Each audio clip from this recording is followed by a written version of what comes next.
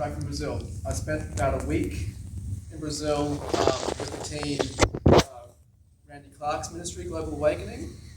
130 of us sort of went, about 40 Aussies went over, and we just experienced something fantastic to see. It was just an organised event where there wasn't necessarily any need for us to do any intercession or any sort of pre-organised kind of training. It was just everything's ready to go, you just come in, and literally the venue itself was larger than the one I went to last year. So it was about 5,000 people. And interesting enough, it was probably like 2,000 to 3,000 of pastors all coming from all across the country into this conference. And so I'll just give you the statistics for the event. Total physical healings were 1,444 recorded. Sovereign healings, 251. Emotional healings was like 3,000. Salvations was at 60, which was pretty good for a pre-organized church event. Rededications, there were about 20 recorded. Something that we call blasted, or essentially just getting hit by the power of God. There was 4,000 sort of recorded events of people just going down under the power. Blind people seeing, about 30. Deaf people now hearing, about 30. Tumors disappearing, about 33. Lame walking or out of wheelchairs, about 5 in this event. And some mental healing as well, about 9. But I felt like this was just there was probably more recorded stuff that wasn't really actually recorded. And so for me, I saw a lot of things. I saw a person come up to me for prayer for his knees. He said he couldn't jump. He had some issues with his cartilage or something like that. I prayed for him twice. Second time round, he felt the presence of God. Next thing you know, he just jumped straight in front of me and then just walked off. And he was just, I saw people with glasses coming up to me, praying for just improving their eyesight. So I just laid my hands on their eyes, and improved eyesight straight afterwards.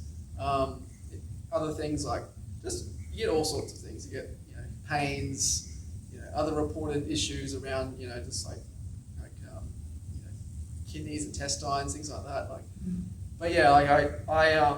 For me, the impact on me, more or less, was just seeing hearts healed.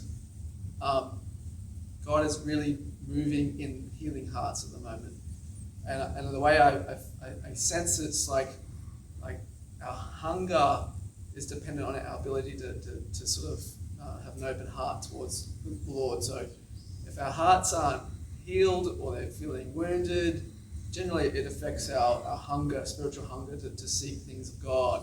And so God was just healing hearts, and the more hearts were getting healed, just the increase of hunger and faith, basically. And here I was, just no one special. They were just lining up, and just in their hunger and desperation of seeing God move, I just saw God move in powerful ways.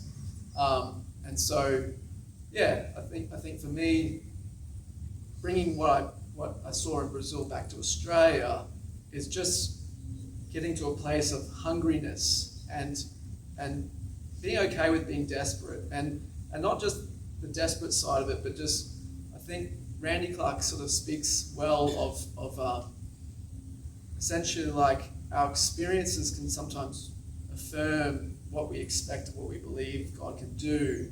And what I've found is it's a matter of just sort of taking the lid off that.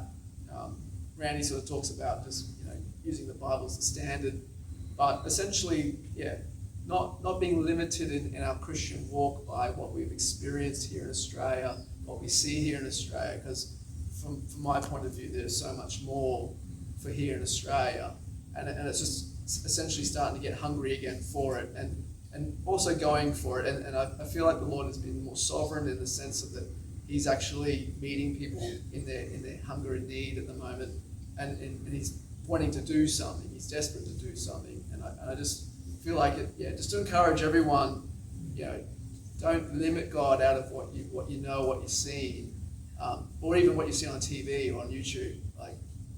Now's the time to grab hold of things and actually go for it. So yeah, thank you everyone.